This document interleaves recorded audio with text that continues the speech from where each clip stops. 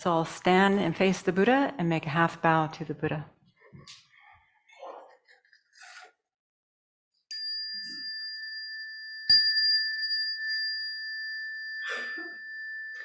Everyone, please be seated.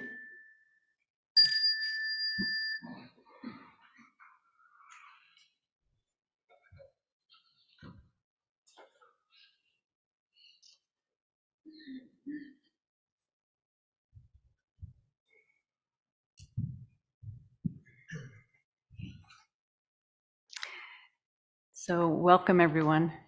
Having finished our winter retreat and our Varsa, it's such a pleasure to open our doors and welcome. It's so good to see so many old friends and some new friends as well, and also welcome to the people online. So we'll start with an informal introduction, and then we'll move into the more formal ceremony of receiving the Robe of Merit. So first of all, I'd like to acknowledge our teachers, of course, the founder and our abbess of Sravasti Abbey, Venerable Thupten Chodron, who just recently celebrated 46 years of ordination, and also working on the 10th volume now of the Library of Wisdom and Compassion with His Holiness the Dalai Lama. Also, Geshe Dado Namgyal has officially joined the community, and he'll speak a little bit later, after 10 years, most recently, 10 years with the Emory Tibet Science Initiative in Atlanta, and so we're very, very fortunate to have him. And we found out that he also ordained the same year that Venerable Chodron did, and so he's also 46 years ordained this year. And also Venerable Sangye Kadro, a very senior bhikshuni in the Tibetan Buddhist tradition, who will be celebrating her 49th year of ordination just in a couple of weeks. So you can see that we are well cared for here. All three of these respected teachers are scholars in their own right. They're very experienced practitioners and, of course, renowned teachers, all of them, worldwide renowned. So this community is well cared for, very blessed with their guidance, their years of experience, and also their discipline, keeping us on track. So Venerable Chodron had the opportunity, after several years of the pandemic, staying home, she had the opportunity to travel to teach in Singapore and also to Bodh Gaya to receive teachings from His Holiness. So she was away from the Abbey for 6 weeks and did not participate in the Varsa and the winter retreat this year. And so in her stead, Venerable Sangye Kadro stepped in as the acting abbess, and she will continue to serve in that role today during our ceremony to complete the Varsa and the winter retreat. So Katina is a celebration that originated at the time of the Buddha. Cloth was actually very difficult to come by during the time of the Buddha. And so monastics often needed robes. They'd wear out the robes, they needed new robes. And so at the end of the Varsa period, about a month after the Varsa, then the lay people would come and offer robes to the Sangha. And as the Katina as Buddhism has spread to different countries, different cultures, then of course each of those cultures adapts these ceremonies and rituals in certain ways. And so today we're participating in the Abbey adapted version of Katina. We'll do a procession, we'll do the formal ceremony, and then we'll do some thanking of our volunteers. So just to create some context for you, it might be helpful to know that the Buddha prescribed 3 main rituals for the bhikshuni, or the bhikshu and bhikshuni sanghas, the fully ordained sanghas, to perform each year and throughout the year to be a fully functioning Buddhist monastic community. And we are so fortunate that we do those here. They aren't done in many places, so we're very fortunate. Twice a month, we do the posada, where we confess any transgressions of our precepts and restore those precepts. And it's amazing how, on one hand, it looks like a very simple ritual, but it's very deeply moving. It's like a reset for the community. Each time we do it, we start afresh. It's a very beautiful opportunity. And then also every winter, we do a 3-month long Varsa retreat, or sometimes it's called the Rains Retreat. Here we call it the Snows Retreat. It makes sense for us to do the retreat in the winter when it's difficult to get around anyway. Again, very fortunate that we have the chance to do that. And then at the end of that retreat, we do what's called the Pravarana, where the monastic community invites feedback from each other. And it's an opportunity, since we have not been giving feedback to each other during the Varsa period, it's an opportunity to really reflect on individually, personally, for ourselves, and then also, from a compassionate place, offering any guidance to our fellow monastics to help us all grow spiritually.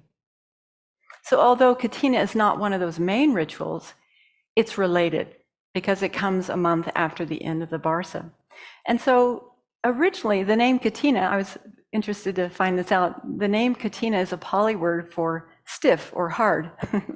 And it describes a wooden frame that they either measured or made monastic robes on. So that's where that name comes from. And in the present day, it's come to signify an opportunity for the lay friends of the monasteries to offer robes to the monastics, as well as other requisites. As you can see, it's not just robes sitting up there. There's food and medicine and other necessities that we need to restore or replenish our stores after being in retreat for 3 months. Traditionally, Katina is a time where the lay people can create merit by making these offerings to the temples and the monasteries, the communities of monks and nuns. And in Buddhist countries, typically the offering would be 3 square yards of cloth, which was the amount needed to create a robe. And as I said, other requisites were also given. So today in our ceremony, 3 people will be the representatives of the lay community to offer the robes. Dave Schwal and Janet Single Schwal will be representing the local community, and then Karen de Kosmacher will be representing our online and international community as they make the offering. Katina beautifully symbolizes this interdependence that we have with you, with our lay community, our lay supporters. You know, it's extremely rare, and if you look around, you'll see this. It's extremely rare in the Western world for there to be a functioning monastic community. Have you noticed? There aren't many. Where monastics can seriously train as we do here, as well as study, practice, offer service, and also share the Dharma as widely as we can. So to be able to do this, we rely on you, and we appreciate that reliance, and you certainly do your part. So truly, Sravasti Abbey would not exist without your support. In fact, we're often encouraged to meditate on the kindness of all living beings, and it's so easy to do here because everything here has been offered to not only the monastics, but also all of our friends who see this as their spiritual home as well. So living independence on the kindness of others as we do, we constantly remind ourselves of our part of the bargain, and that is to practice as diligently as we can. So to work in overcoming all the afflictions, to cultivate our equanimity, love, compassion, joy, bodhicitta, wisdom. That's our part of the bargain. And then to share whatever little experience we have from our practice with all of you, and spreading the Dharma as widely as we can. So Katina is an acknowledgement of this very important mutual relationship that we have with you.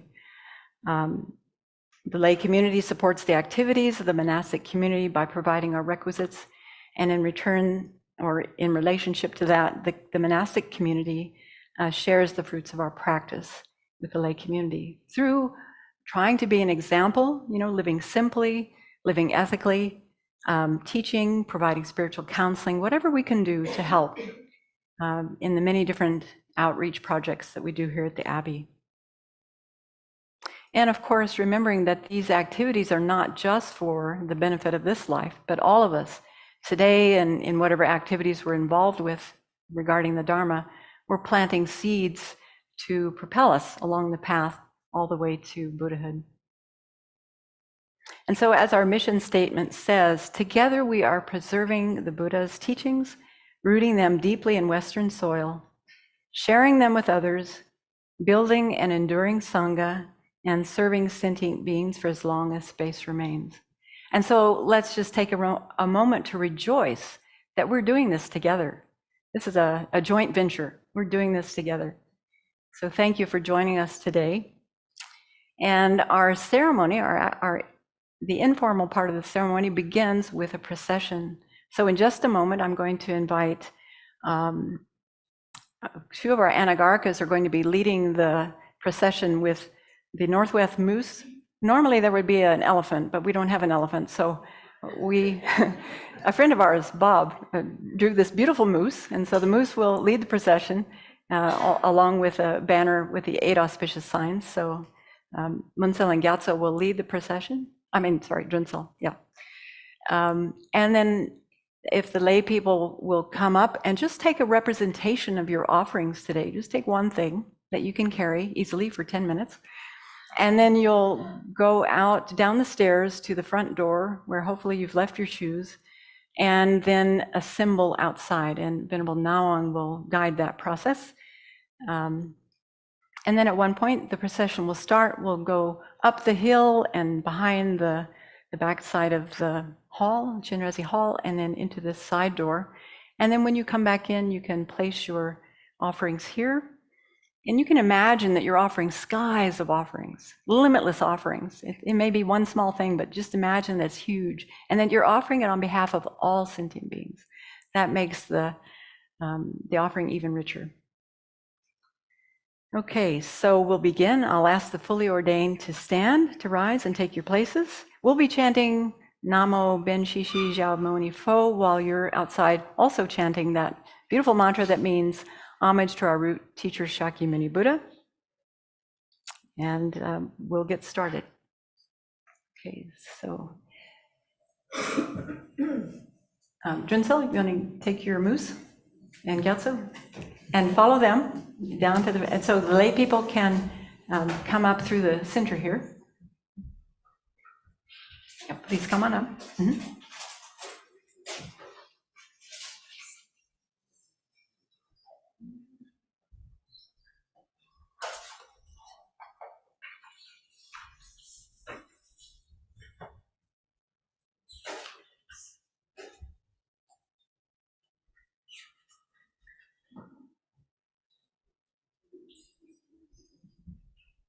Namo Ben Shishi Jia Moni Fo. Namo Ben Shishi Jia Moni Fo.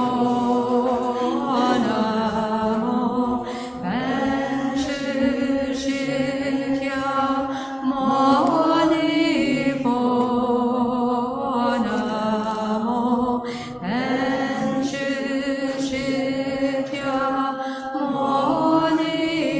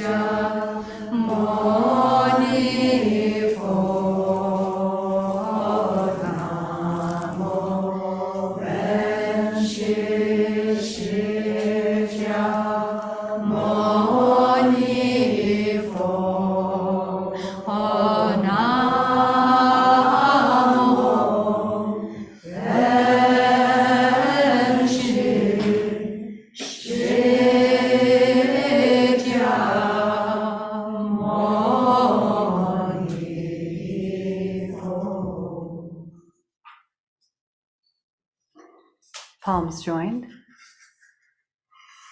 Let us respectfully invite the abbess to enter.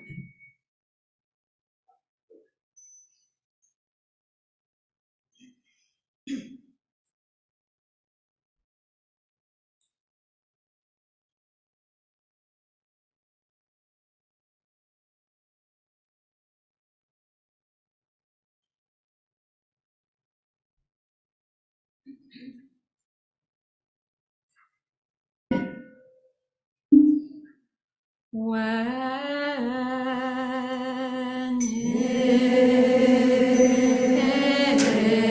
incense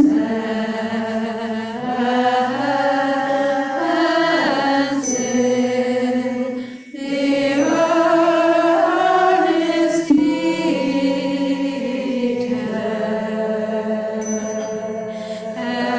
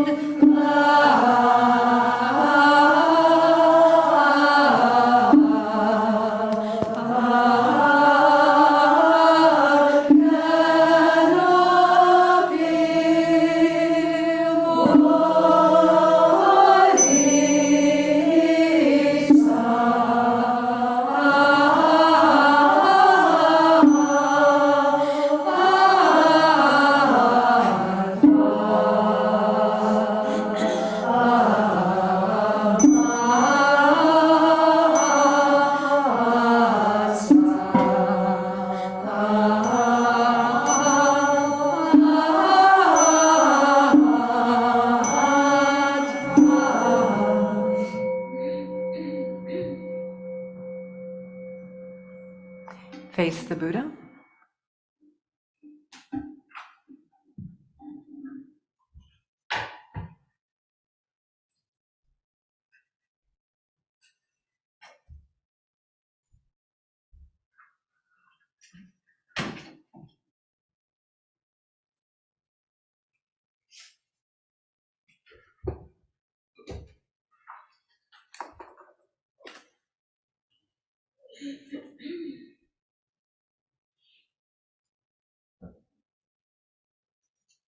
Make 3 bows and a half bow to the Buddha.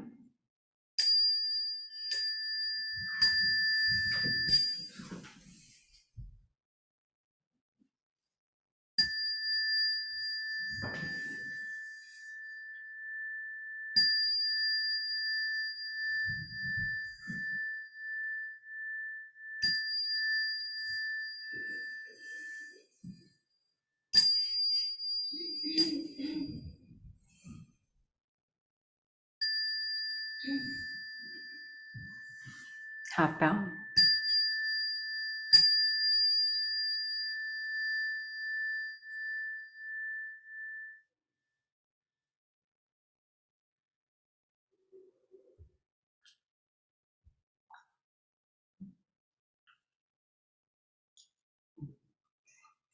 Bow to the abbess 3 times. Amitofo.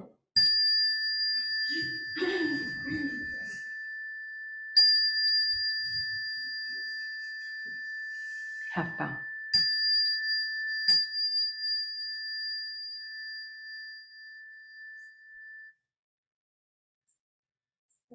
Please sit down.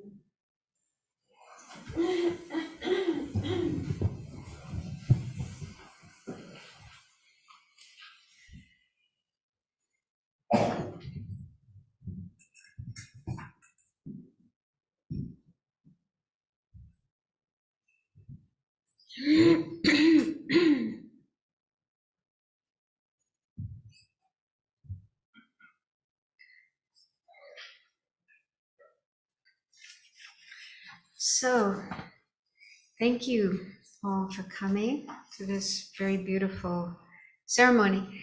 It's also Easter, so that's a very special day for many people in this country and also around the world. And just a few days ago, there was Passover, which is important, maybe for some of you, and again, for many people around the world. So it's nice to have so many religious festivals around the same time. And so Venerable Tsepel already gave an introduction to this particular festival that's called Katina. And I was thinking that we do a number of religious rites as a community that are only open to monastics. But this is the one activity that we have that's open to lay people as well. Anybody can come and at least participate for part of the rite. So that's really beautiful. And also it's reminds us all of the interdependence of the monastic community and the lay community, which is so important. And it's, going back thousands of years to the time of the Buddha when this occasion began. So, as Venerable Tsepel mentioned, this particular occasion, this celebration, occurs after the yearly rains retreat in Southeast Asia. They do this retreat in the summertime, the monsoon time, when there's lots of rain. But it's more convenient for us to do it in the wintertime, so it's a snows retreat. And it's really a special time. It's just wonderful to be here during the winter. It's so quiet and peaceful. And one thing I really like about this community too is that they have retreat from afar. Maybe some of you have joined that. So people who can't come here physically can still join the retreat from wherever they are in the world. And there are people around the world, as far away as Australia and Europe and Russia, who join the retreat, and they get materials and do at least some of the sessions of meditation along with us here. And that includes inmates, people who are incarcerated in prison, who wouldn't be able to come at all to the retreat. So it's such a beautiful activity that many people around the world are able to share in, and they really do benefit. They write in and thank us for this opportunity. Yes, so Katina is also a time of giving and also rejoicing. So I'd like to talk a little bit about those two. So giving or generosity, this is a really important practice in Buddhism, but in all religions as well. And just recently I came across a verse from writings of the 7th Dalai Lama, who was quite a poet. He wrote many beautiful compositions in poetic form. So this verse is about generosity. It says, with the key of generosity, bold and pure, spring the lock most difficult to open, the tightness of the heart. Train in detachment, which gives whatever is needed. So I really like that image of the heart being tight. We probably all have that sometimes, tightness of the heart, a stinginess, miserliness, unwillingness to give. And that's so unpleasant. Yeah, it doesn't make us happy. It causes us to be unhappy, and it also doesn't make others happy. So generosity or giving opens that locked heart, that tight heart, even if it's just a little bit, and enables us to experience that joy of giving. And also, when we give, it also benefits others. And I really love this the story of Scrooge. You've probably read it or seen the movie. Charles Dickens' character in the Christmas Carol. And in the beginning, he was so miserly, so stingy. He couldn't give anything, and he also couldn't relate to people. He was just very closed in on himself and only concerned about himself and his money, his wealth. And he was so miserable. He wasn't a happy person at all. And then he goes through these experiences of having visions of the ghost of Christmas past, ghost of Christmas present, ghost of Christmas future. And that just totally transforms him. He realizes, that, the way he's been living, the way he's been acting is just not right. And he just transforms and becomes really generous and joyful, makes other people joyful. So it's a really good illustration of this contrast between the misery of miserliness or stinginess and the joy of giving. And you don't have to be wealthy to practice giving. Any amount that you give, even 10 cents, is something. And it's the thought that counts. We have that expression in English. It's the thought that counts. Yeah. And it's similar in Buddhism. Buddhism says the same thing. They say that generosity or giving is mainly the attitude, is mainly your state of mind. It's the wish to give, the desire to give. So even if you're unable to physically give, materially give, you can still have the wish to give and even visualize. We have practices of visualizing giving to those that we may not be able to give to physically. And so the motivation, the state of mind is really, really important. So just as an illustration of that, there's a story in the Tibetan tradition of a little boy. At the time of the Buddha was walking along a road, and there were some children playing in the sand by the side of the road. And one of these little boys saw the Buddha and just felt this great admiration and this wish to give something, but he didn't have anything to give. So he just picked up a handful of sand and imagined that it was gold, and then went up to the Buddha and put it in the Buddha's begging bowl. So even though he was just giving sand, but because his mind, his motivation was so pure, and really wanted to give and imagined that he was giving gold, so that became a very virtuous action. And in a later life, that little boy was born as King Ashoka. So He was very wealthy. He was a great Buddhist king. He united India and established a lot of monasteries and did a lot of good for the Indian people. And another story that illustrates the importance of the state of mind or the motivation of giving. Again, at the time of the Buddha, there was a king who wanted to offer a meal to the Buddha and all his Sangha, his monastic followers. So he prepared this great big feast and offered, and invited the Buddha to come.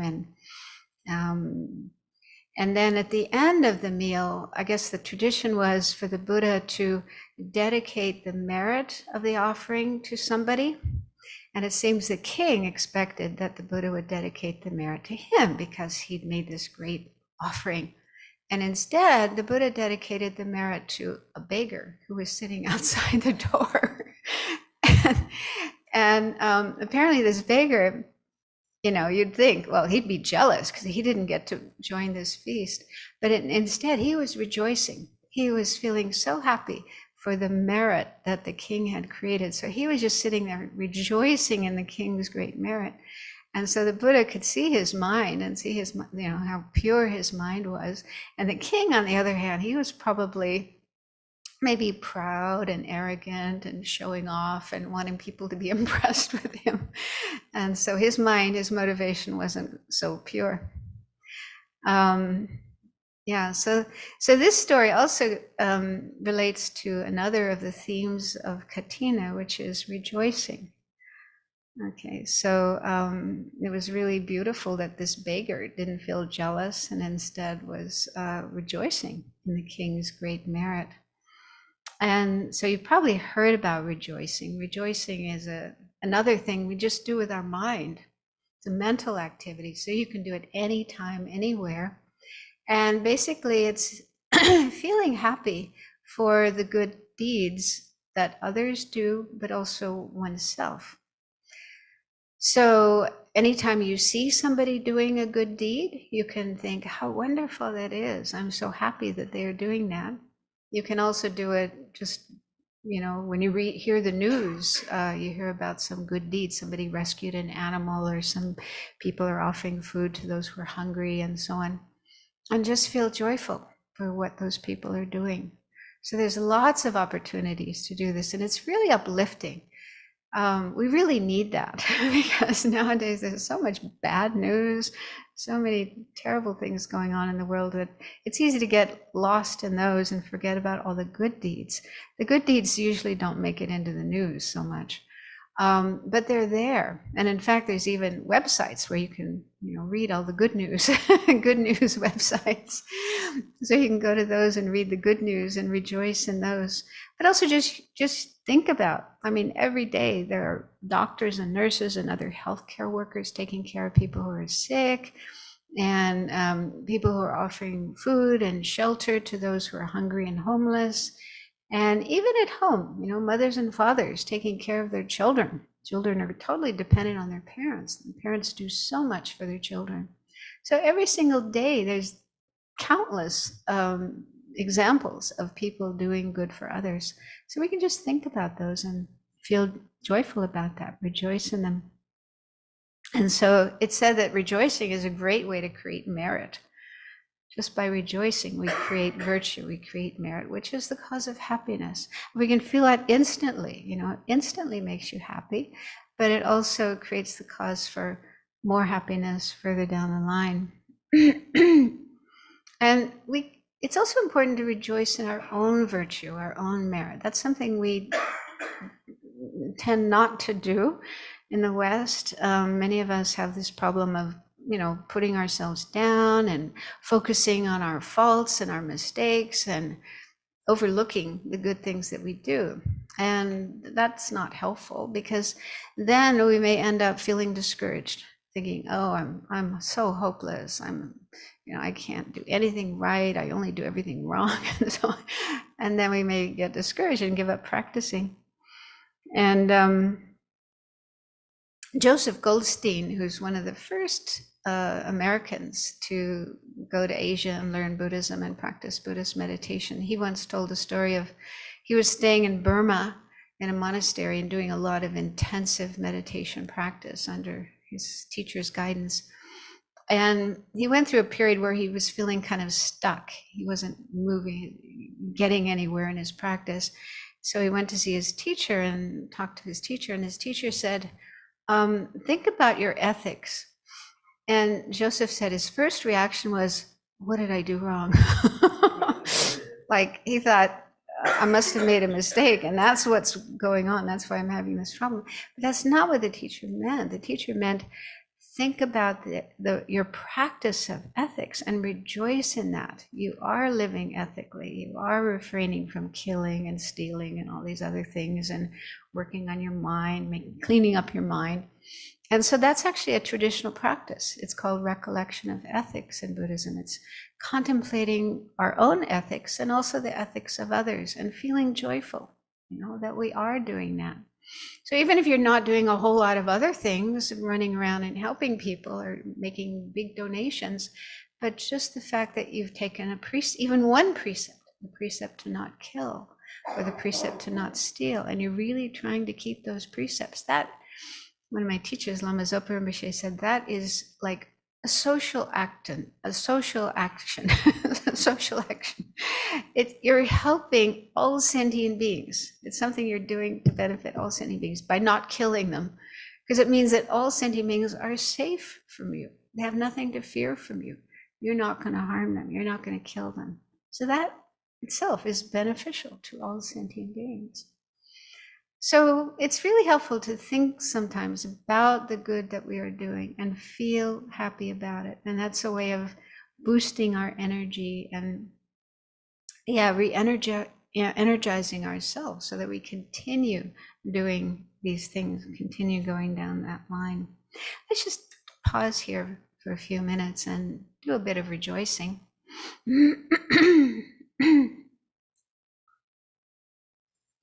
So start by thinking of something another person has done that you've observed or heard about. It could be the retreat, all the Abbey monastics and residents doing retreat for 3 months, or somebody's act of generosity. So it could be here, it could be somewhere else. Just bring to mind one thing that another person has done which was good, beneficial, and virtuous.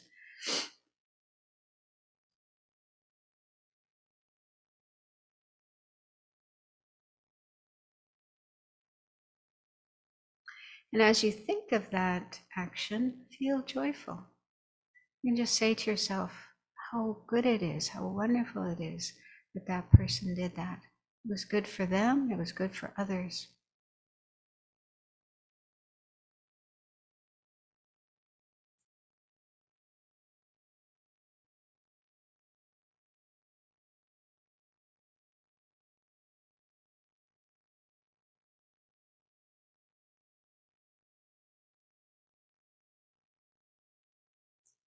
Now do the same with something that you have done.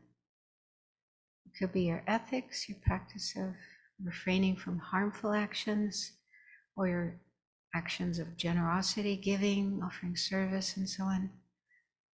The fact that you do some practice every day, some meditation every day, even if it's just a few minutes. Think of some good action that you have done and maybe you do on a regular basis. And again, feel happy about that. Feel that's a good thing to do. I'm really glad I did that and am doing that, and I want to do it more.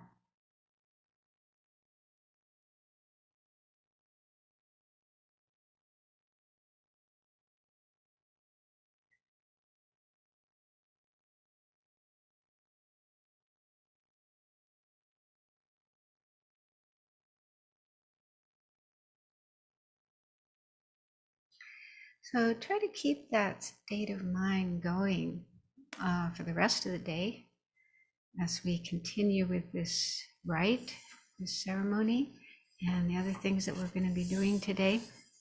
Just try to feel happy, feel joyful about all the good that everyone is doing. So now I have to read something from this ritual.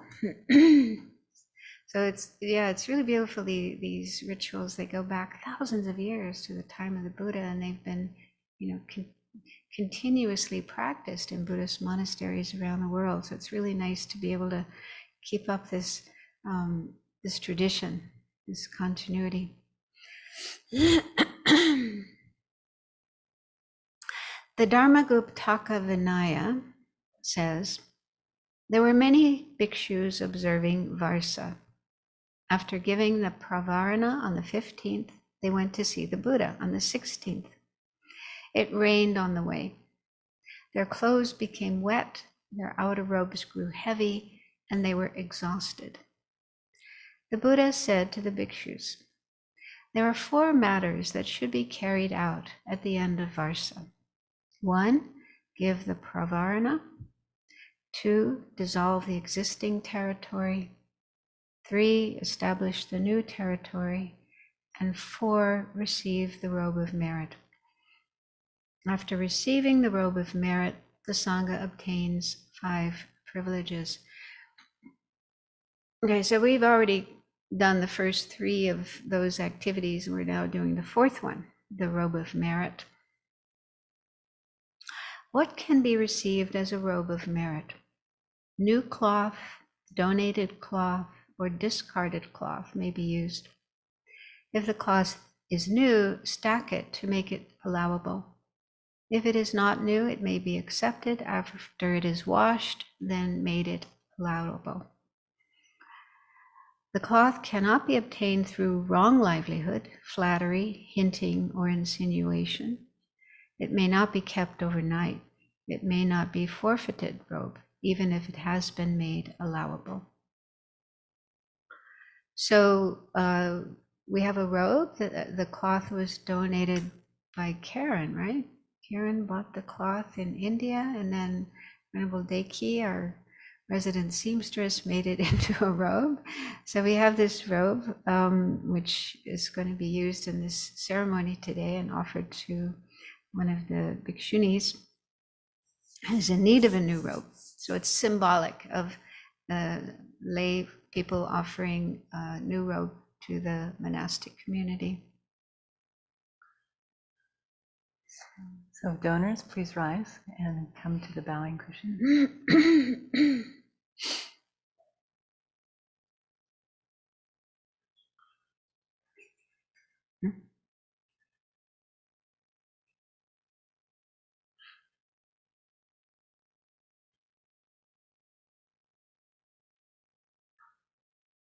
Bow to the Buddha 3 times.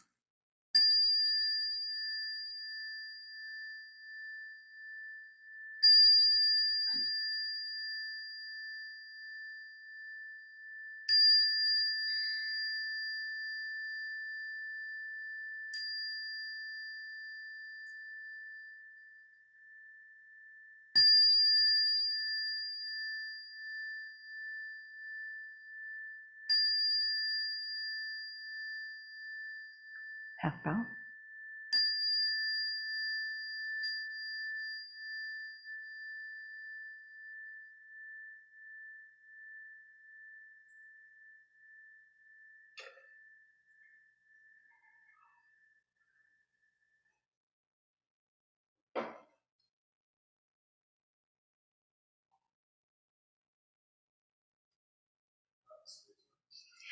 One bow.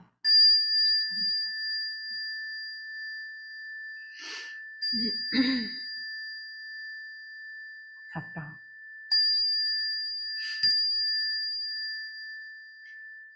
Kneel and offer the robe.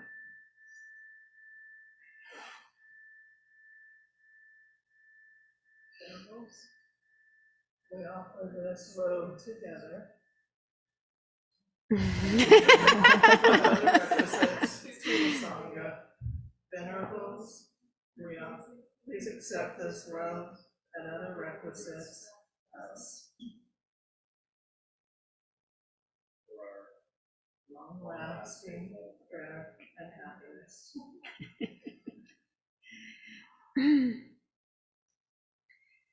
Those who are wise, generous, and free from selfishness give at appropriate times. Thus, what is given to those who are worthy and ethically sound is an offering of great purity and substance. Those who likewise show appreciation or perform acts of service equally make offerings, and they also share in this merit. In giving, the heart is unbounded. What is given bears great results, and those meritorious deeds bring about good fortune in many lives to come. You stand and turn to the bowing cushion.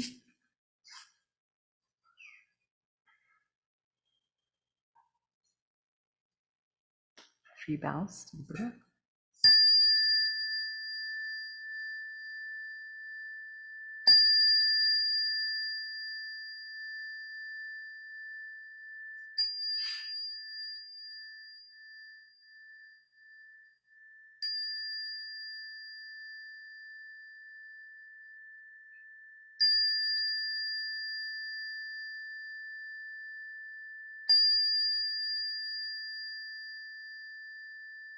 Half bow.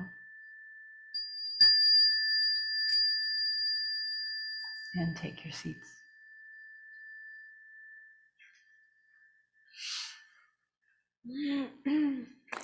So the Bhikshuni Sangha will now rise and proceed to the Kuan Yin room following our abbess. And please take your books. And while we're doing this Sangha Karman, the formal part of the ceremony, then Venerable Pema will lead all of you in 3 short sutra recitations and some meditation. So we'll be back shortly.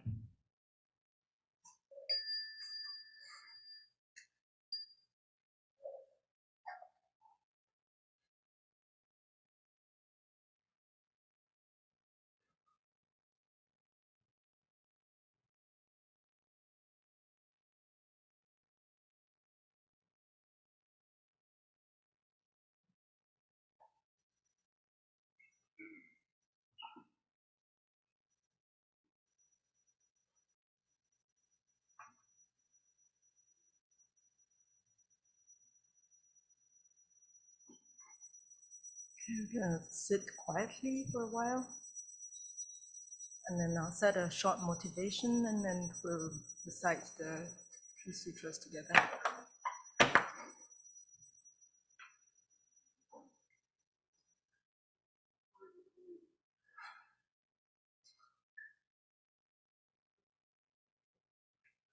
So just bring attention to the body, your breath.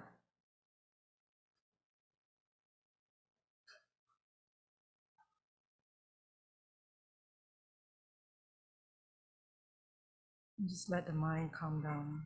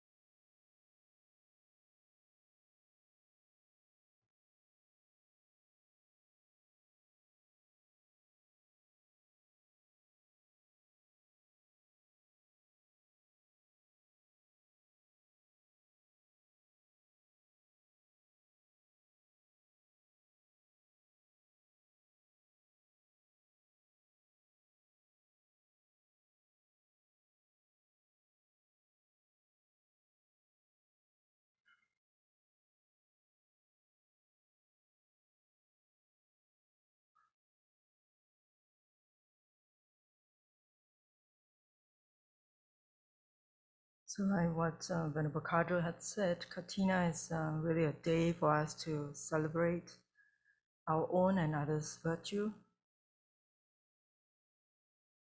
And it doesn't matter whether we are monastics or lay practitioners.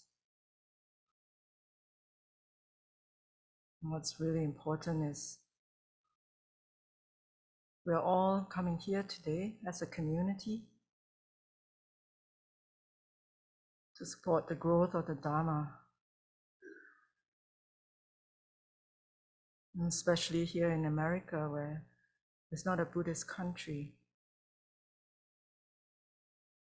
So really trying to establish the Dharma by coming together as a community with the same purpose, the same goal, and this deep wish wanting to help and support each other, and rejoicing in each other's activities. This is the meaning of Katina.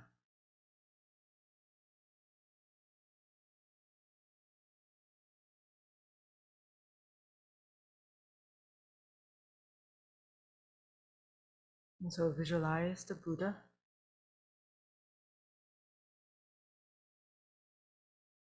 And just imagine that we're there when the Buddha was giving these teachings.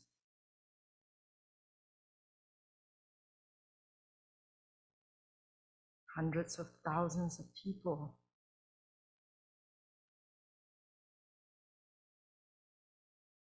All gathered around to hear him.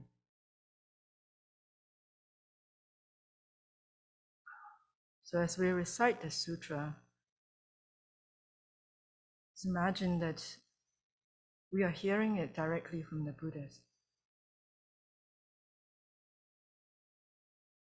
And we're doing this activity as a community.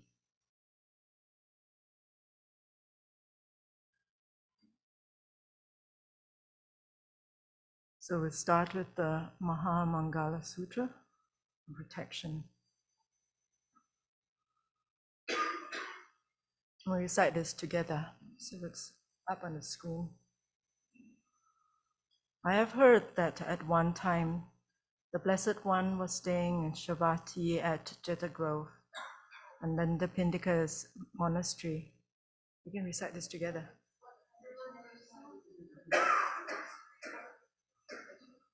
Oh, I don't know, this is Venerable Sapogir maybe.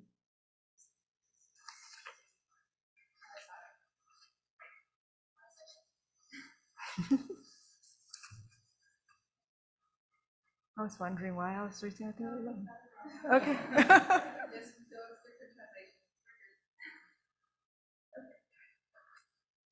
So we start with the title, Maha Mangala Sutta, Protection. I have heard that at one time, the Blessed One was staying in Sravasti at Jeta's Grove, Ananda Pindika's monastery. Then a certain Deva, in the far extreme of the night, her extreme radiance lighting up the entirety of Jeta Grove, approached the Blessed One. On approaching, having bowed down to the Blessed One, she stood to one side. As she stood to one side, she addressed him with a verse. Many devas and human beings give thought to protection, desiring well-being. Tell then the highest protection. The Buddha, not consorting with fools, consorting with the wise, paying homage to those worthy of homage. This is the highest protection. Living in a civilized land, having made merit in the past, directing oneself rightly, this is the highest protection. Broad knowledge, skill, well-mastered discipline, well-spoken words, this is the highest protection. Support for one's parents, assistance to one's wife and children, consistency in one's work, giving, living in gratitude, assistance to one's relatives, deeds that are blameless. This is the highest protection. Avoiding, abstaining from evil, refraining from intoxicants, being heedful of the qualities of the mind. This is the highest protection. Respect, humility, contentment, gratitude, hearing the Dharma on timely occasions. This is the highest protection. Patience, compliance, seeing contemplatives, discussing the Dharma on timely occasions. This is the highest protection. Austerity, celibacy, seeing the noble truths, realizing unbinding. This is the highest protection. A mind that when touched by the ways of the world is unshaken, sorrowless, dustless, at rest. This is the highest protection. Everywhere undefeated when acting in this way. People go everywhere in well-being. This is their highest protection.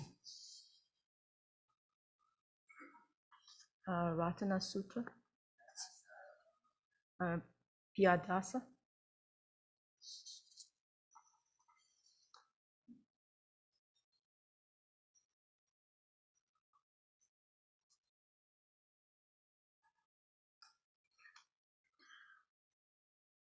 Ratana Sutta, the Jewel Discourse.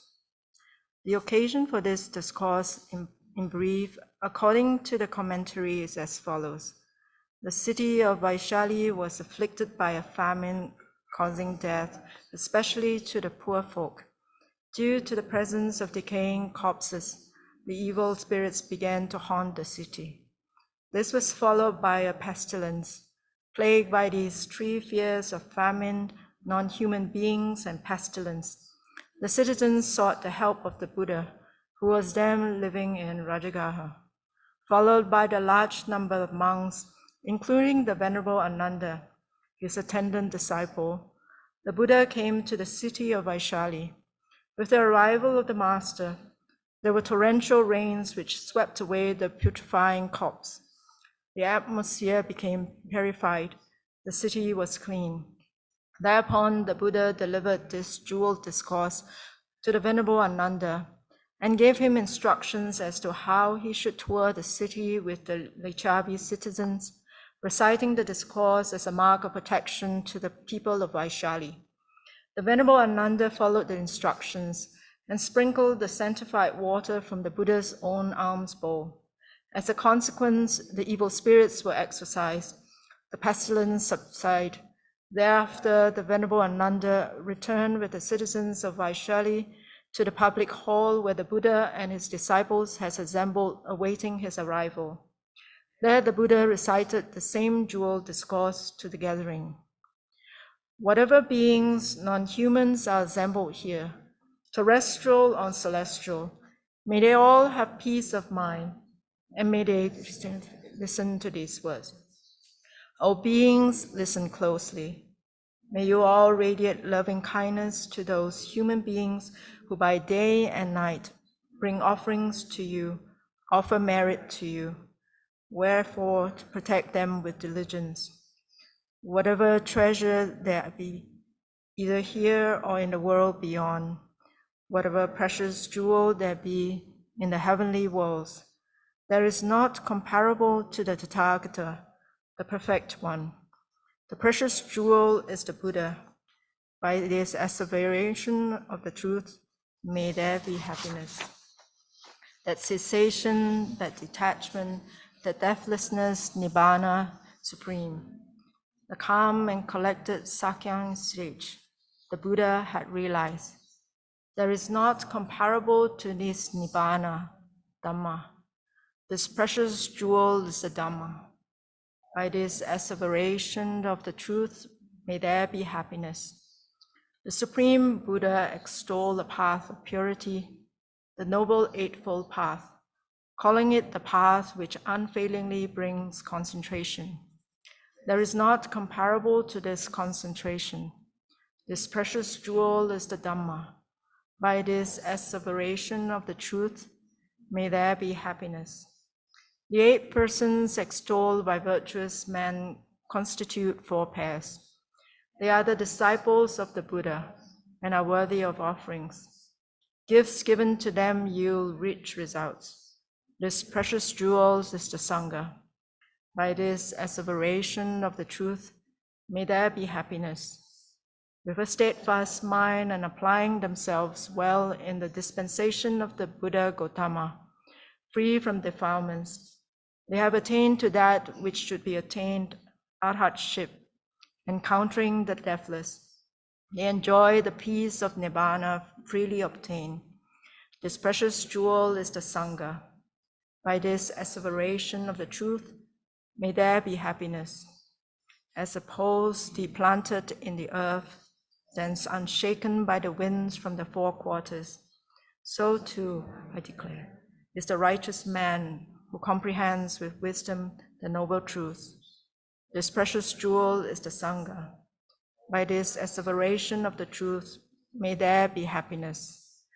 Those who realize the noble truths well taught by him, who is profound in wisdom, the Buddha, even though they may be exceedingly heedless, they will not take and aid existence in the realm of the sense spheres. This precious jewel is the Sangha. By this asseveration of the truth, may there be happiness. With this gaining of insight, he abandons the three states of mind, namely self-illusion, doubt, and indulgence in meaningless rites and rituals, should there be any. He is also fully freed from the four states of woe, and therefore incapable of committing the 6 major wrongdoings. This precious jewel is the Sangha. By this asseveration of the truth, may there be happiness. Any evil action he may still do by deed, word, or thought, he is incapable of concealing it, since it had been proclaimed that such concealing is impossible for one who has seen the path of Nibbana. This precious jewel is the Sangha. By this asseveration of the truth, may there be happiness. As the woodland grows true in the early heat of the summer month, are crowned with blossoming flowers, even so is the sublime Dhamma to the calm of Nibbana, which is taught by the Buddha for the highest good. This precious jewel is the Buddha. By this asseveration of the truth, may there be happiness. The peerless, excellent one, the Buddha, the knower of Nibbana, the giver of Nibbana, the bringer of the noble truth, path and excellent Dhamma. This precious jewel is the Buddha. By this asseveration of the truth, may there be happiness. Your past karma is spent. The new karma no longer exists. The mind to future becoming is unattached. The germ of rebirth consciousness has died. They have no more desire for reliving. Those wise men fade out of existence as the flame of this lamp which has just faded away. This precious jewel is the Sangha. By this asseveration of the truth, may there be happiness. Whatever beings, non-human, are assembled here, terrestrial or celestial, come, let us salute the Buddha, the Tathagata, the Perfect One, honored by gods and men. May there be happiness. Whatever beings are assembled here, terrestrial or celestial, come, let us salute the Perfect Dhamma, honored by gods and men. May there be happiness. Whatever beings are assembled here, terrestrial and celestial, can never salute the perfect Sangha, honored by gods and men. May there be happiness.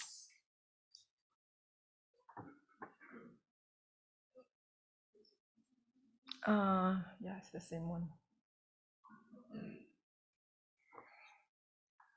Okay. Karaniya Metta Sutra, the Buddha's words on loving kindness. This is what should be done by one who is skilled in goodness and who knows the path of peace.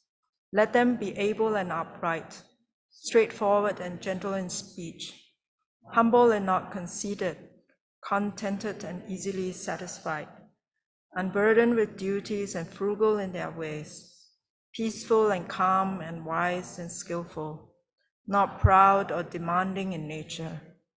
Let them not do the slightest thing that the wise would later reprove. Wishing in gladness and in safety, may all beings be at ease. whatever living beings there may be, whether they are weak or strong, omitting none, the great or the mighty, medium, short or small, the seen and the unseen, those living near and far away, those born and to be born, may all beings be at ease. Let none deceive another or despise any being in any state. Let none through anger or ill will wish harm upon another. Even as a mother protects with her life her child, her only child, so with a boundless heart should one cherish all living beings, radiating kindness over the entire world, spreading upwards to the skies, downwards to the depths, outwards and unbounded, freed from hatred and ill will, whether standing or walking, seated or lying down, free from drowsiness, one should sustain this recollection. This is said to be the sublime abiding, by not holding to fixed views. The pure-hearted one have clarity of vision, being freed from all sense desires, is not born again in this world. So I think we have a few minutes, so let's sit quietly. And then we'll continue what Venerable Sangye led us just now with rejoicing.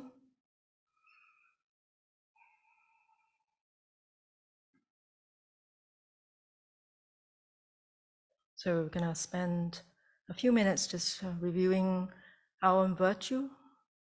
And every time you think of something that you personally did yourself, feel happy about it. And really let your mind think of very specific things. Rejoice and feel happy.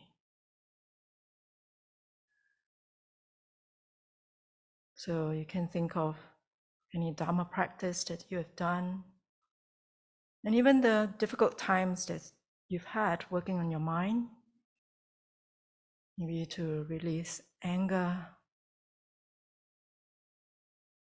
maybe humbling yourself to admit wrongdoing or apologizing.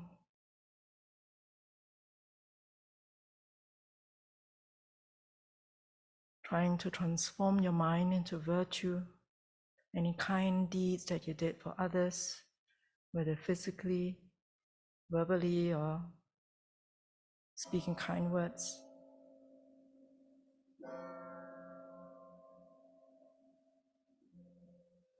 And just feel happy.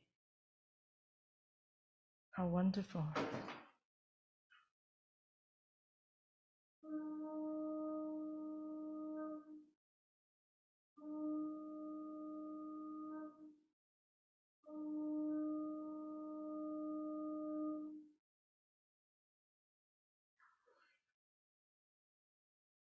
And slowly open your eyes.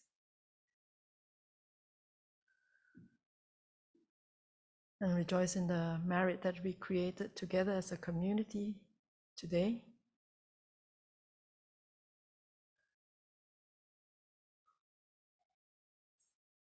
So we'll rise and wait for the Bhikshuni to come back.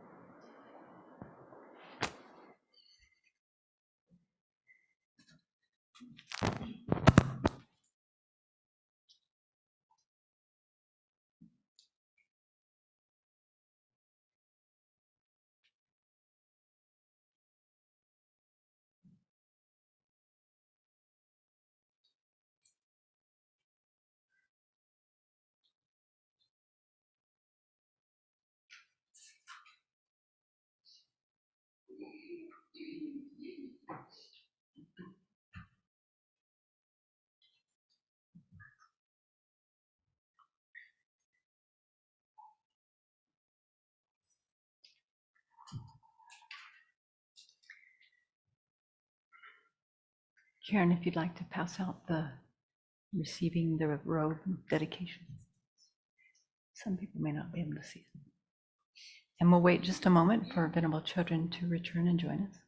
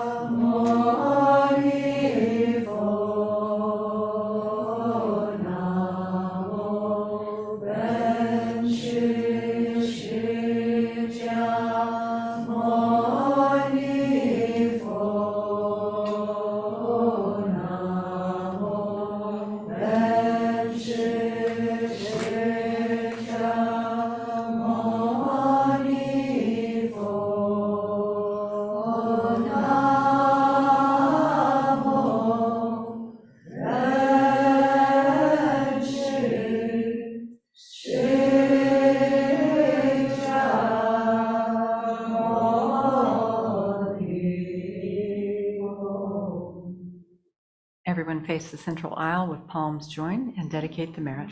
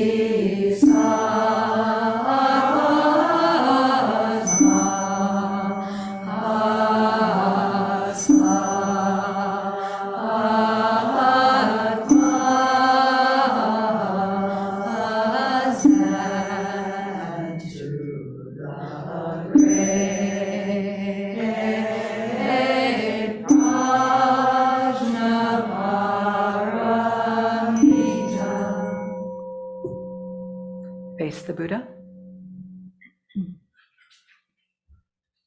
Bow to the Buddha 3 times.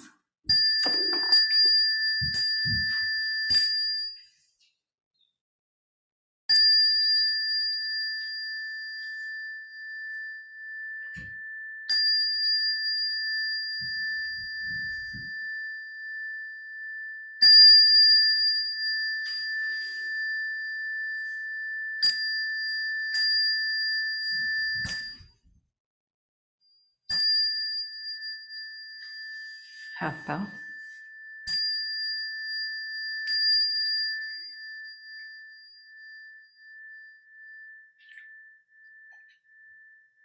In gratitude, bow to the abbess 3 times. Bow to the Buddha once.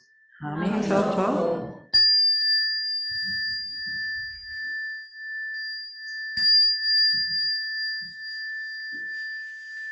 Half bow.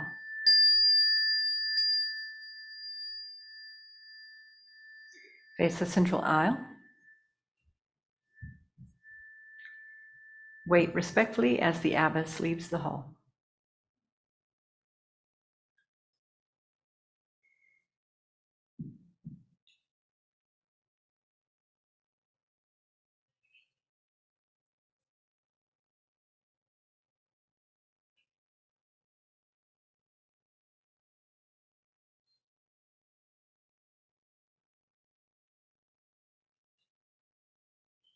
Then the abbess can return when she's ready.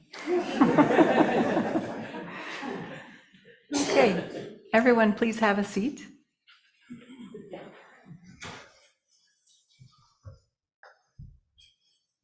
So this ends our formal ceremony of receiving the Robe of Merit, spreading the Katina. Next, we'll have an opportunity to thank some of our numerous donors and benefactors. And so Venerable Chuni is going to help us with this part. Actually, I'm going to direct some traffic. As we've said before, and it's very clear, the Abbey does not run without this entire network of people that make it happen, not just the people here. And at the end of retreat every year, it's a wonderful opportunity for us to be able to really acknowledge and thank all the people who help us all year long. Venerable Semke has been the offering leader, cheerleader of this for many years now, and she's going to do it again. Do you need a microphone? Yes. Okay.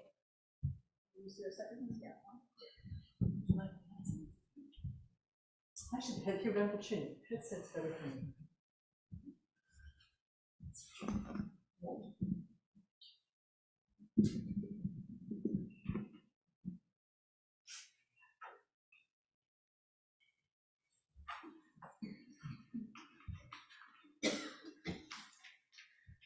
Then we're baking for Hemmed up.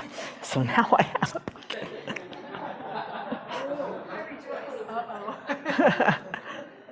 I carry a lot of Kleenex in my life, and so it really comes in handy. Okay, I love doing this, and I do have an unusual opportunity. A few members of the community certainly. I keep forgetting there's somebody else out there in the cyberspace. I love being able to be kind of the voice for the community and wanting to show our appreciation for all that you do.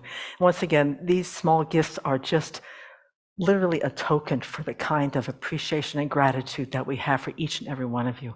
Without you, this place would not exist. And so I know a lot of you, so I'm going to try not to do any kind roasting, but I'll do my best to just present what I know of you and how you contribute to making this place run. So first we have Janet and Dave Schwal. I'm trying to remember, Dave and Janet, when did you come here with Gabe and Sarah? I think like almost 13 years. It was a Sharing the Dharma Day or something. Over the course of life, here at the Abbey, I got a feeling after a while that Dave came up here because he has a fairly stressful job. He's running like the hydrology of a vista. So he comes up here, needs to decompress, and then, of course, Janet raising a family. But as the years have gone on, more and more they have participated. It's an incredible dynamic duo. So we have Janet and Dave come to the forest. Dave knows how to run a saw. He comes up once a year, he brings his lunch pail, his hard hat, his mask, and I give him a walkie-talkie, and he goes out on the tractor and goes and mows 6 miles of our walking trails. It's a lot of our fire mitigation, and it's also part of being able to walk our beautiful trails.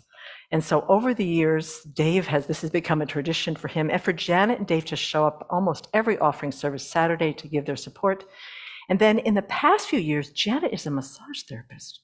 So she has offered her beautiful skills of energy work and massage for this community that runs from, 26 to 73. And she can do a few of us when she comes up here. We're just lined up. She has this incredible capacity to take care of us, 5 or 6 of us at a time. So they are just most precious, and we have a lot of fun with them, and they have a lot of wisdom to share for the community as well. So for Janet and Dave, and also for Gabe, their son Gabe has come up also on several occasions.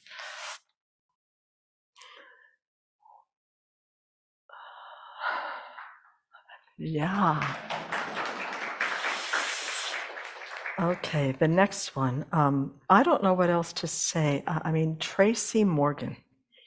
Tracy was the one who got the key to this place from Vicki and Harold Unruh 20 years ago, of August, September of 2023. And after that first year, which was a little bumpy because we hadn't worked out all the things on how to take care of this abbess of this abbey with 2 cats, she committed to making sure that this sangha was fed. And over the course of the past 20 years, she has coordinated, facilitated, educated all the volunteers who request to offer food to the sangha. She has scoped out the places, and people's lives have changed, and there's a void, she steps in. People move, she steps in with a lot of encouragement and inspiration. She inspires me every time I see her. And then she's also working a full-time job. She gets involved with environmental action. Her presence in our community as a support is like as deep as an oak tree. And so once again, to Tracy Morgan for all that you've done for the past 20 years.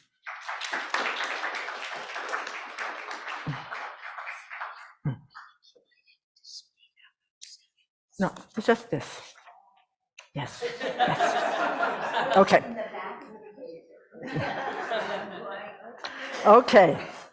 Okay, folks, I'm not going to be able to tell your whole story. I'm sorry. Okay, next.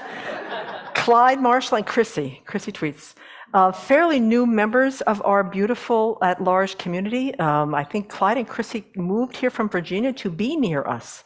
And over the course of the past few years, they have come for offering service Saturday. They are now part of our beautiful volunteers who make food offerings. So for Clyde and Chrissy, welcome to our, he's also part of our UU meditation class. So for Clyde and Chrissy, thank you for all that you do. And they come to offering service Saturdays, yeah. Dan and Julia. Dan, you've known Venerable a long, long time. And Julia came on board 6, 7 years ago?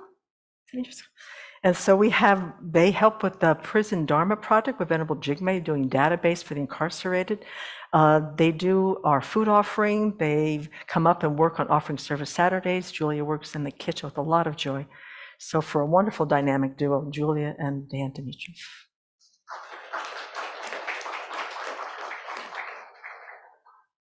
Okay, another dynamic duo. One of them isn't here today because she's celebrating Easter with her family, but Dana Adams is once again, I think, almost 20 years that Dana and Donna have been, we have a picture of Donna, the first winter that Venerable's here. We have a picture of her with her ATV she brought up on a trailer with a snowplow in the front. And we have a picture of her plowing the first winter that Venerable was here to keep the place open for Venerable.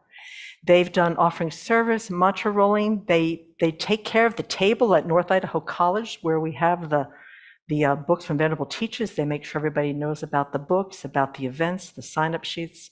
And they have their own Buddhist group in Coeur d'Alene. So over the past few years, Donna and Dana have been, once again, as constant as a northern star. Thank you, Dana. Okay. We have a lot of dynamic couples in our thing here. It's like getting two beautiful people at the same time. Connie and Chris Johnson, once again, fairly new members to our community here. They left. Okay, they had some things to do. Fairly new. They're also part of our food offering volunteer circle, and they have come up for offering service. Chris has a lot of experience in forestry, and Connie's also now doing SAFE programs, so integrating beautifully into our volunteer community. Let's see, Heidi. Heidi's still here? There she is. Okay, we don't get to see Heidi very much because she takes care of, with her courageous heart, a homeless community down in Spokane. So she has become sort of their little heart base with her Dharma. But we see every once in a while she comes up in limbs and works in the forest. And I just am so proud of you to be able to hold that space for those folks down there.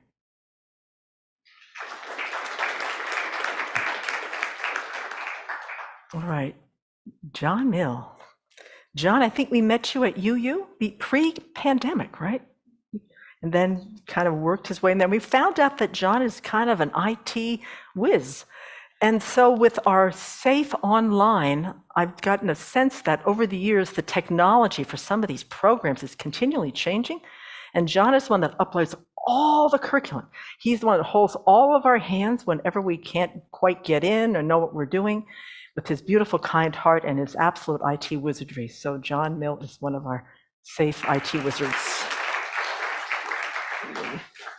Chris Lovejoy and Dwight Dancer are part of that great Coeur d'Alene legacy down there. They have been also with us from the very get-go, doing offering service, offering lunch to the Sangha when they're down in Coeur d'Alene, also taking care of the booth when Venerable's down there teaching in Coeur d'Alene at all the time they're there. And Dwight, I think he laid some floor in this building. Chris has made some wonderful meals on some of our retreats. He comes and cooks during some of our Vinaya programs. So once again, just a trajectory that just keeps getting higher and higher and deeper in regards to their relationship to us. Okay, Janet and John Knight and their son Hank. We've known you how long? 5 years.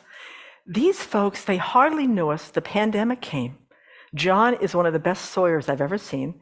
And Janet can read his mind. You know, you can't fell a tree without knowing what you're doing, and Janet knows what to do. She stays out of the way, she supports him. And I think they came up here because they both were high school teachers, so I think the stress decompress was a factor for them to come up too.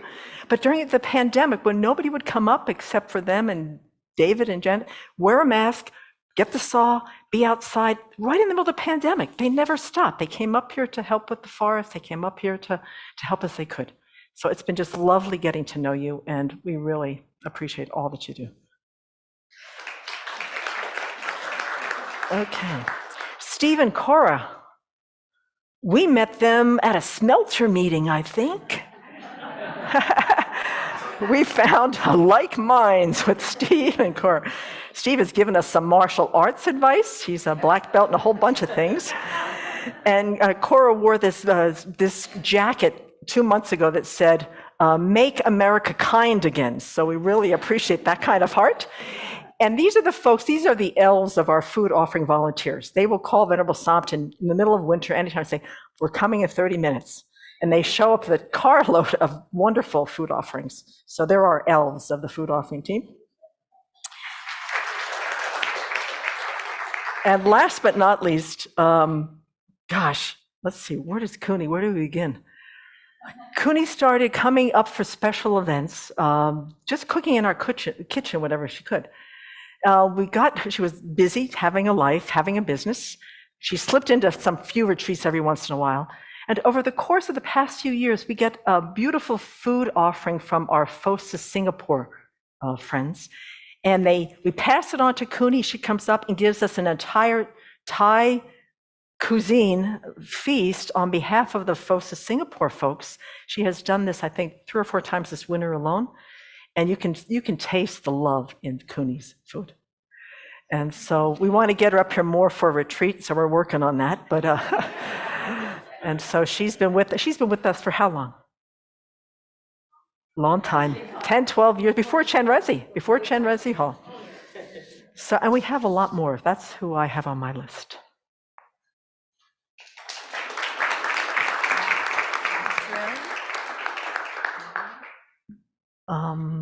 Catherine, yes. Hi, Catherine. Catherine has been with us for how many years, Catherine? Did you start coming?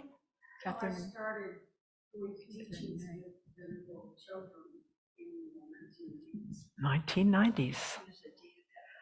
Yes. So Catherine, either we followed you or you followed us to Spokane and up above. Okay. And Catherine's just her generous heart. She's on these sharing the Dharma days. We have a few folks who can't do gluten, can't do dairy, and Catherine comes up with these, I don't know, some sort of Pure Land foods for the folks who can't eat like that. And she's got this beautiful heart and this gorgeous voice. Hopefully you might be able to hear it today. So Catherine? Catherine's also, this is little known, but Catherine is also the person who calls and offers to provide the things that people don't think of, like underwear for the nuns. Very thoughtful, very, very thoughtful. But my favorite, without any disparagement to anything, her favorite self-identification is, I'm the wish-fulfilling Jew. Okay, Mary. And then Mary too. Okay.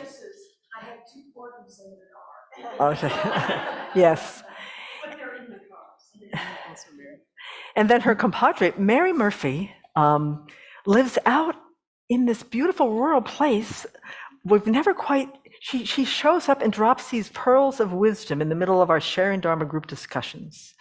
She has, just comes when she can. She's got a really busy life as well, but the jewels of wisdom in her kind heart for a life that has unfolded, the older and sweeter she gets, the more we just love and appreciate whatever she can do for us. But she shows up, and that's what we love about Mary. Huh? She helped, that's right, we have a cemetery.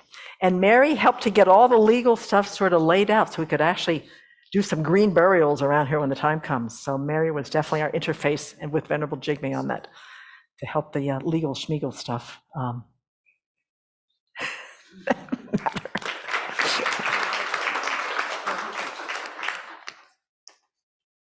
Okay. Venerable Damcho. Oops. Okay. All right, I just wanted to take a moment too to thank all the amazing people online who volunteer for us, especially when we're in retreat and we're not actively sharing. You'll notice that Dharma continues to spread freely throughout the world. So there's a whole team that organizes Venerable Tipton Children's website. Right now, many people from all over the world are helping to correct the auto-translate, including a woman in Syria helping to amend the Arabic pages. So something like 60,000 people are clicking on that site a month, and the numbers just keep growing thanks to all of you who help and enable us to do this freely. And so there's a whole team online that helps also with posting videos on YouTube, posting meditations on Insight Timer, helping us keep in touch with everyone over social media. And this retreat too, there's been a whole group from the Sravasti Abbey Friends Education Program. So in the break times between semesters, they've been transcribing actively so that in future, all the course material will have transcripts. And that is so crucial because we now have a member of the whole SAFE program who is hearing impaired and also visually impaired. So having a resource like that, I just love the idea that the whole hundreds of people in the SAFE program are creating this resource, not just for him alone. I mean, that's the primary user, but it's going to benefit so many people in the SAFE program. And we want also very much to thank our SAFE facilitators. There are lots of lay friends who help us with that. And just countless innumerable, unnameable people who keep us, enable us to share the Dharma freely all over the world. And you cannot imagine the kind of benefit and help it brings to people. For people who are grieving, who are Googling in the middle of the night, how to be happy. Well, they find us. And thank you so much for that.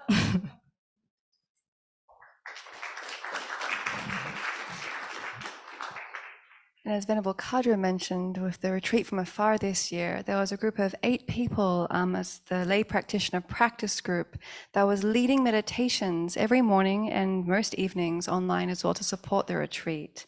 Alan Stoker, Terry Rudolph, Kenru Ong, Faith Nicholson, Brittany Doggs, Alan Menlo, Pureza Vasconcelos, and Kathy Elton. So just a big thank you to you, who I know this was the 4 establishments of mindfulness was a new topic.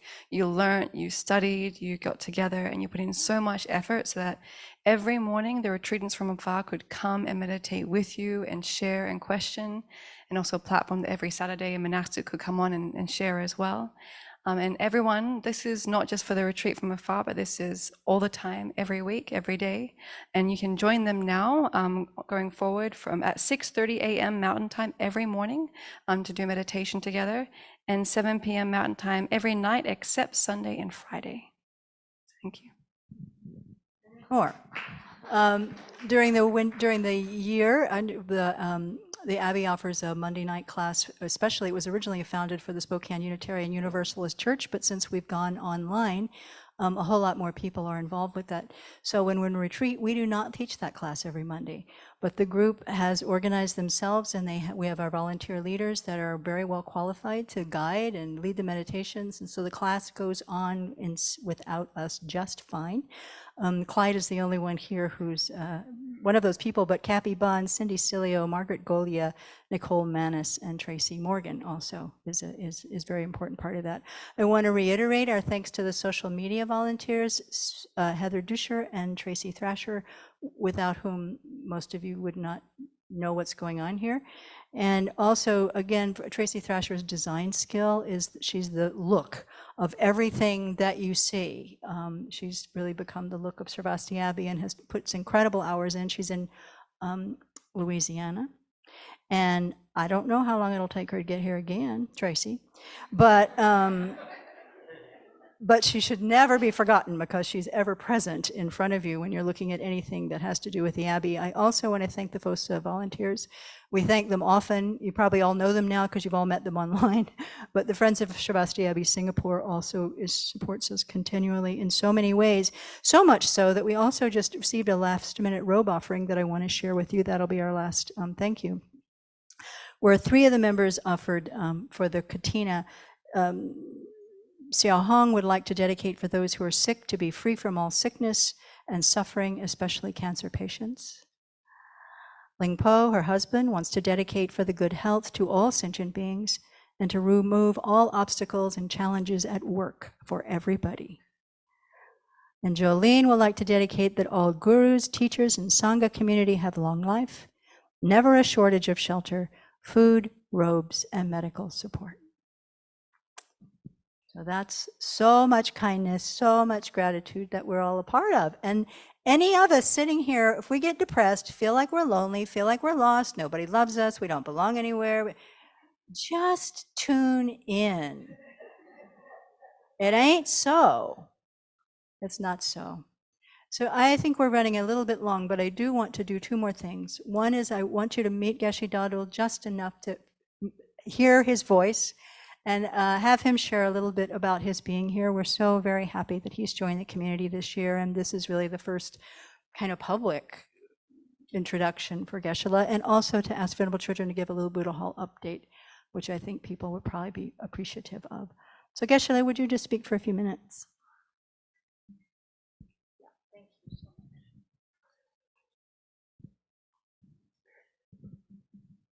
Thank you so much for this opportunity to express my heartfelt feelings for this community, and then it extends to all of you and others from near, far, who have been supporting it.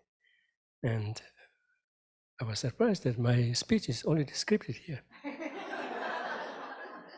How I see the Abbey, which I have known for years, for most of the time, just coming, visiting, sharing some Dharma.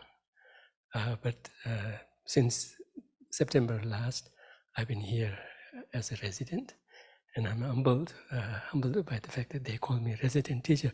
But I must share this secret. I'm learning more than I may be perceived to be sharing with them.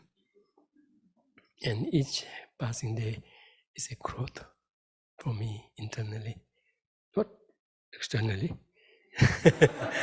But internally, I think I have hit the limit of growing externally. Maybe.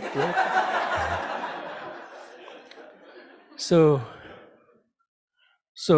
yes, my heartfelt thankfulness, gratitude to everyone, near and far, and particularly those here, led by Venerable Thupten Chodron.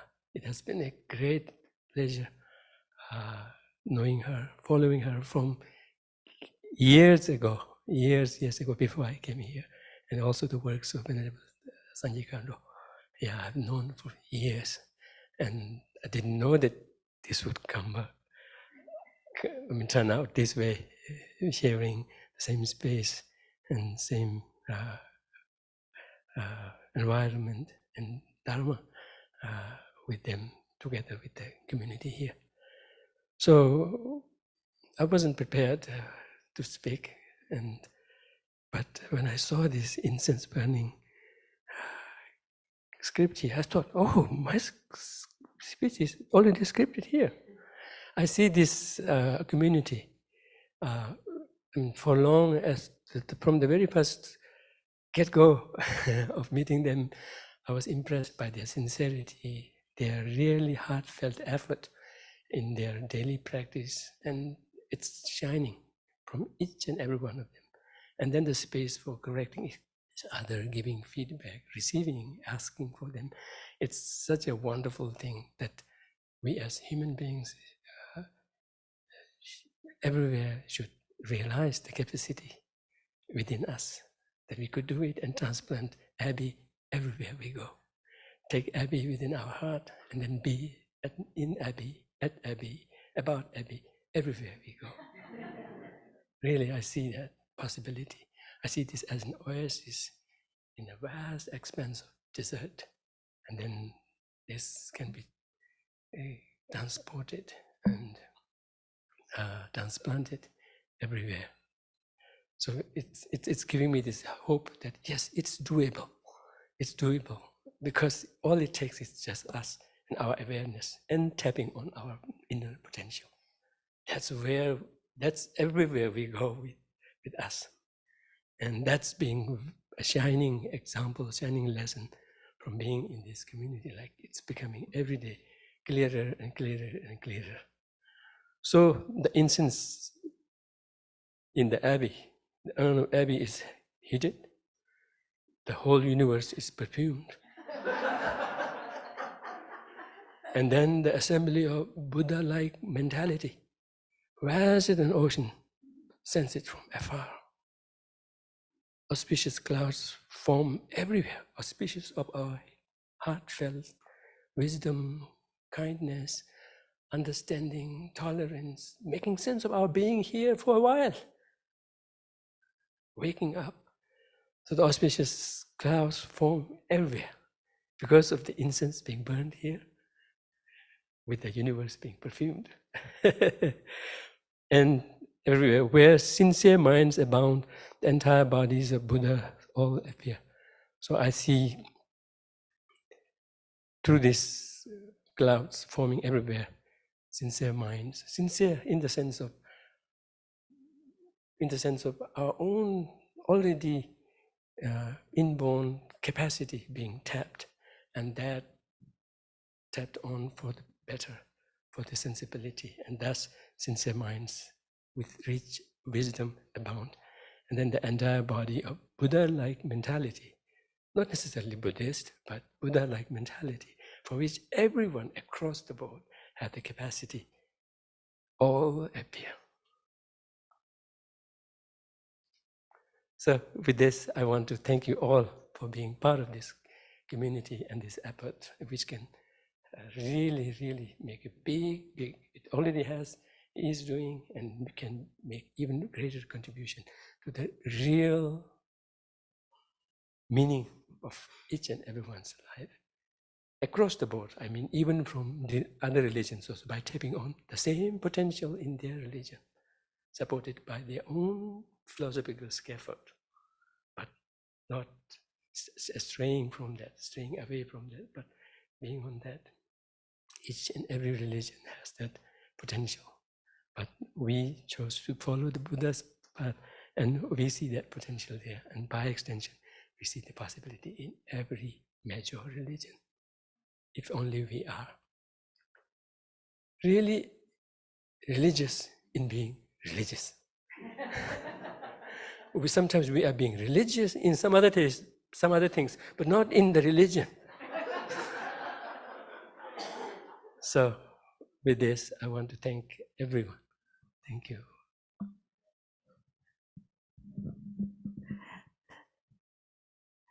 And I know, I don't know, you probably didn't, we don't have a hole in the ground anymore. That's what was here last time you were here. It's filling up, and we'll let Venerable Children, if you wish, to speak about it. Can I pull your chair up? So I don't need it. So as you can see, and as you'll take a short tour yesterday, because they won't let us into the actual building, you know, but we can go and walk around, that the Buddha Hall is growing. Yeah, as you can see, the walls of the bottom floor are there. The top floor, they're in the process of putting those on. After that, they put some paper barrier, and then they pour the slab on the second floor, and then the electrician and the plumber and all those people come and put their pipes up through the bottom floor to the top floor. Yeah. And then there's a lot of other stuff besides all that. The roof, I think, comes just after that. In other words, because to frame everything on the upper floor, we have to have the roof on so that it's dry inside. So the trusses will come and the roof will go on, and we have some traditional ornaments, roof ornaments, being made in Nepal that are coming here, that will put them on top. And then slowly everything else will get done. So there were some hiccups over the winter because of the snow. Those of you who live here, you know, the snow was really heavy. They were scheduled to do some concrete pours. They had to do at 5 a.m. because, you know, recently because the road restrictions were on. Then the roads were icy, and so one of the rigs slid off the road on the way here. One of the concrete trucks also slid off the road. So we had an exciting winter, you know, whenever they could get up here, but hopefully with some clear weather now, we'll be able to go ahead, you know, more quickly. So you'll take a tour, you'll see it. There's piles of dirt everywhere. I live in the cabin right up there. My bedroom window looks out over the building site. So I'm living in the middle of the construction area. I track the guys. You know, I know what time they come. I know what time they leave. I know when it's too quiet out there. And I also hear the machines. But it's really quite exciting for us to be able to build the Buddha Hall. And, you know, I mean, when we have the Buddha Hall, then we won't have a Katina like this, where everybody, I mean, we're in the dining room doing our spiritual practice and meditation in the dining room because the meditation hall is too small for this kind of gathering. So it'll be really nice to have a big space. And then when we have retreats, we really want to encourage people to come and have retreat, you know, to the retreats and the teachings here. I know it's tempting to sit at home, you know, with your clicker and your feet up and your coffee cup and watch the Dharma teachings there. And when it's too boring, you can get up and do something else. But it makes a really big difference to your practice to be able to be here with, living people who teach, living people who practice, get off the screen, communicate with living people, forget AI. So that's really, really important. So we want to encourage people to come to live events here. We realize some people live in, well, she mentioned Syria and, all sorts of other places. They can't do that. But, when you can, please come. Thank you, Venerable. And so we should for sure need to dedicate again, because there's just too much merit not to just to leave lying around. And that will be our last actions to, pardon? Stand up. Oh, I might need to talk to these guys. Sorry, I forgot you were still here. Sorry. Oh, so sorry. Anyway, we'll dedicate the merit, and then we'll take a half-hour break. I think we can go ahead and plan to have lunch right around 12, but then we can take anybody that wants to go to take a look at the site of the Buddha Hall.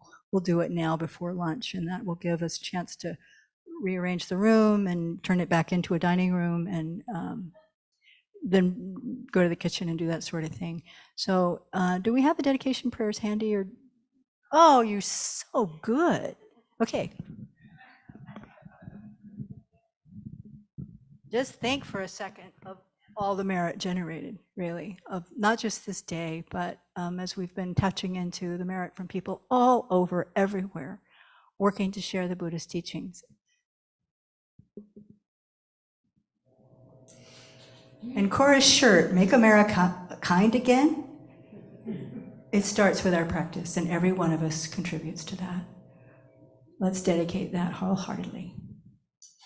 Due to this merit, may we soon attain the awakened state of Guru Buddha, that we may be able to liberate all sentient beings from their sufferings. May the precious Bodhi mind, not yet born, arise and grow. May that born have no decline, but increase forevermore. In the snowy mountain pure land, you're the source of good and happiness.